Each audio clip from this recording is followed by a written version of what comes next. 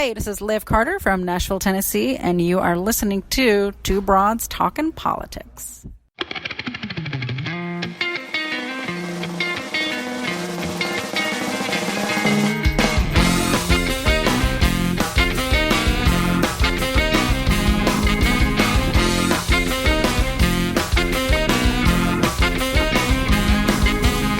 Are you la la listening? Hi, everyone. This is Kelly with Two Broads Talking Politics. I am on today with Sheila Bynum-Coleman, who is running it for the Virginia House of Delegates in House District 66. Hi, Sheila. Hi, how are you? Great. How are you? I'm great. Excellent. I'd love if we start with just a little bit of your background. Could you tell us a little bit about yourself and why you're running for the House of Delegates? I'm a wife, a mother of 5. I've been involved in my community for a very long time, over 10 years. I've been an advocate and an activist in my community, supporting parents, helping them navigate through the education system. My son has a learning disability, and this is why I started in this journey, is because of his disability, he was not getting the resources that he needed in school, and he was being treated poorly. And I was constantly fighting to get him the resources so that he can have a fair and appropriate education, which he was not receiving. And it took me a few years to get him in the right school and get him the right resources that he needed to succeed. And through that process, I found so many other parents that were having the same challenges as I was having. So I called my delegate and I asked my delegate, said I have 15 minutes to meet with him to talk to him about the special education program and how it could be improved and the hurdles that I was going through. And he told me no, he wasn't going to get involved. And I said, I'm going to run against you. And in August 2016, my daughter was shot. She survived. But she was at a party, and as she was leaving, 2 people, a young man and a young woman, got into an argument, and they pulled out their guns and started shooting, and she got shot. And so as a parent, I'm just a mom on a mission trying to make things better in Virginia. I saw a problem, and I decided to get involved and try to make some changes. It's such a moving story, and it's so really so common in some ways right now that moms are saying we need to step up, we need to do this, we need to do something because there's a problem and we need to solve it. Can you talk a little bit about Virginia and the House of Delegates? People may remember this is an off-season election, so your election is this fall, and for those who were following politics very closely in fall of 2017 may remember that it was a very close election trying to get the Democrats back in control of the House of Delegates. So can you talk a little bit about sort of the overall picture and then about the district that you are running in as well?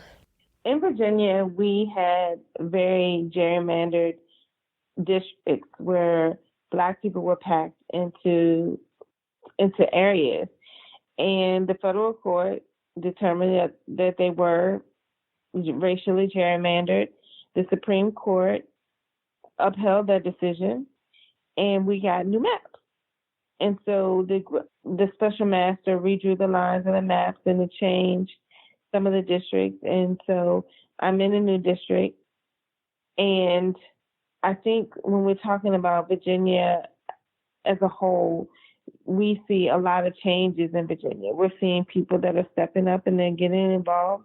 People are angry about the things that are going on. I think people have woken up. There's so many people that are now trying to get involved with their government and then get involved in the process. So like today there was a rally about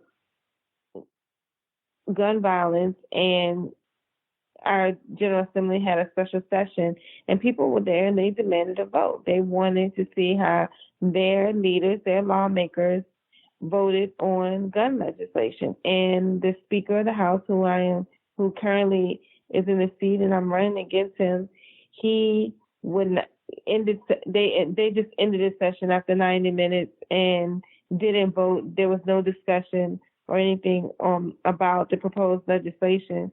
And I saw that so many people were angry. And to have lawmakers to totally just ignore the people that were standing outside just asking for a vote. And they decided they weren't going to do it. To me, it's hurtful to our democracy. And so when we're talking about Virginia, we're seeing a movement here. We're seeing a movement of people that are energized and that are frustrated, and they want to see a change in Virginia. And I think that's how we were able to see such a change in our legislative body in 2017, seeing just such a diverse group of candidates that were elected. And I think that it's a movement that's going to continue.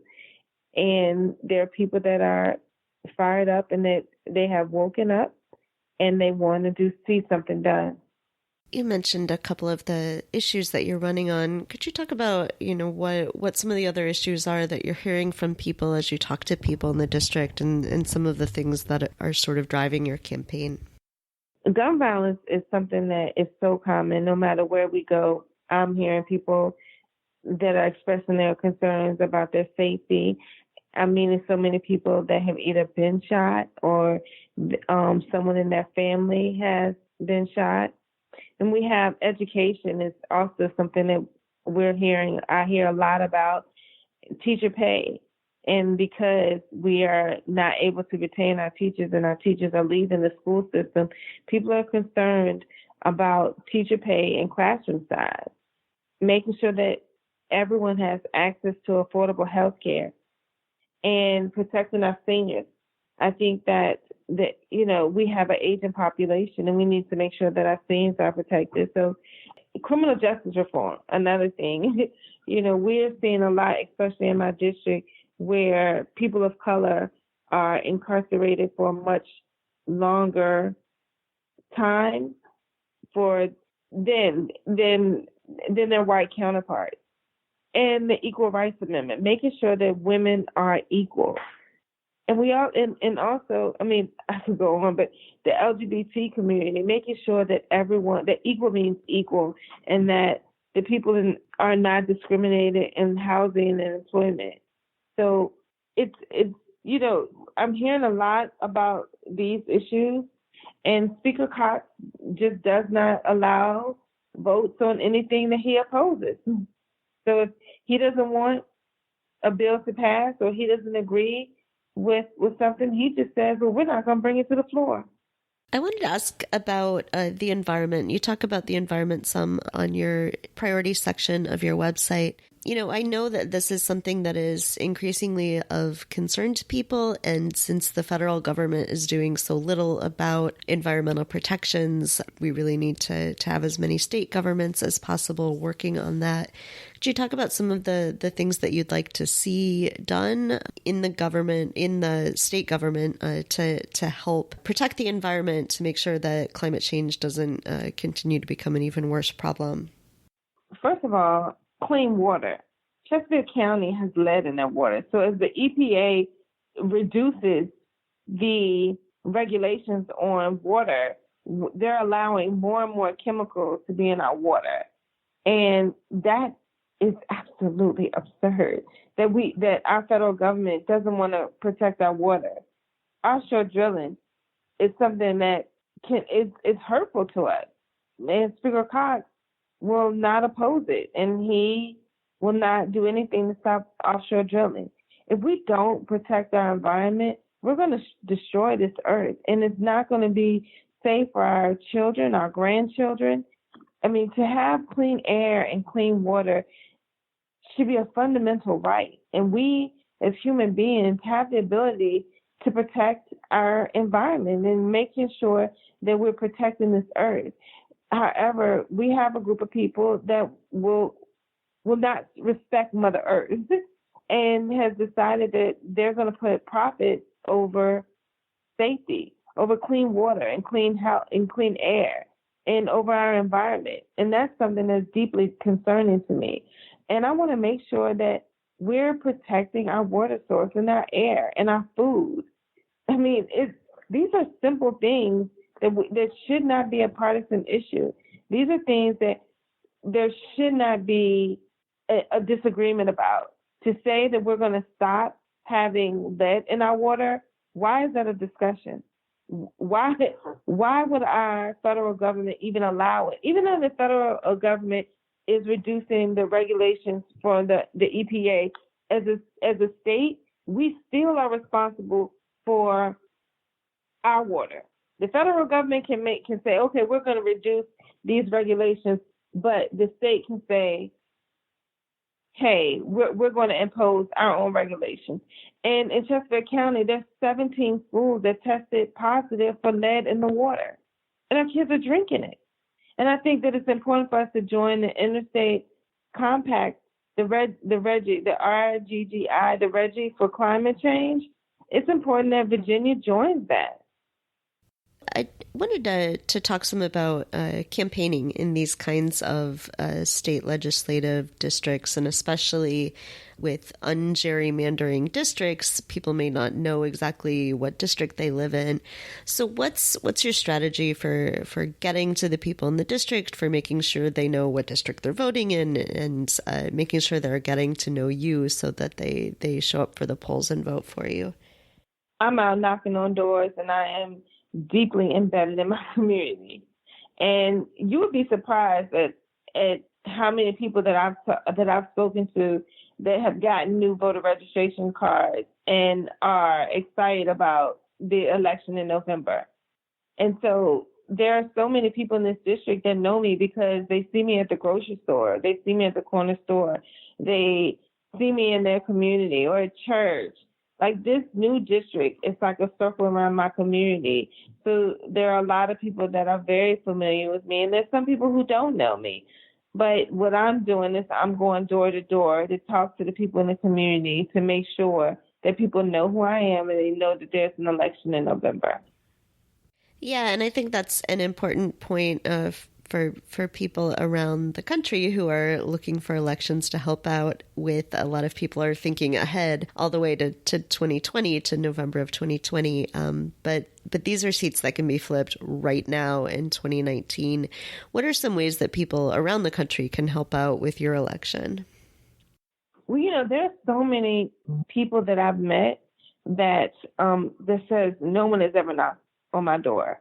And so I think how other people could come in and help is to come down and knock on doors, make phone calls, contribute to our campaign, and donate locally, not only to me, but to other Virginia candidates, because I need friends. I need other people that are going to win, so that we can flip the House. So this is like a team effort, and we need to make sure that we're supporting all of our candidates, because everyone is working really hard to not only flip the House, but to ensure that their communities are protected and have a voice and have representation, and to take the power away from our corporations and special interest groups and give it back to the people. So a government for the people, by the people, and of the people can be something that's real. Are there other issues, other things that you want to make sure that we talk about? Oh my gosh, there's so many. We've been here for a couple days. I mean, there's so many things. I mean, you have 2 years, and there's so many things that I want to do, and I'm going to work really hard to make sure that the people in this district feel that their government is working for them, and that they have a voice, and that they have a say-so. And even when people don't agree with me, I think it's important to sit down and listen and find a common ground where we can work together. Because I feel very passionate about the people who represent us should represent us. And it should not be that you only want to talk to people that agree with you. You only want to talk to the people that belong to your political party. I'm working to represent the people of the 66th district and to work with everyone in this district that wants to work with me and that has an issue that they want to see addressed.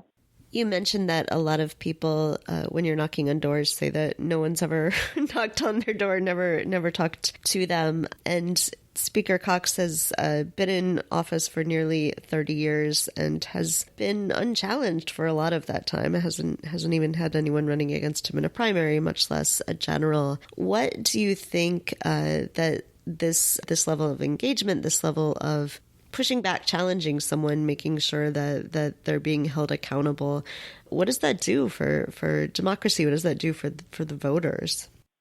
I think it gives people the faith in their government and in their leaders. I think that it encourages, inspires people.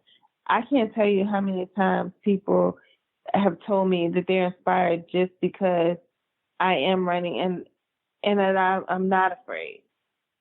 And so I've gotten so much support from people just because I knock on their door and I ask them to come out and vote for me.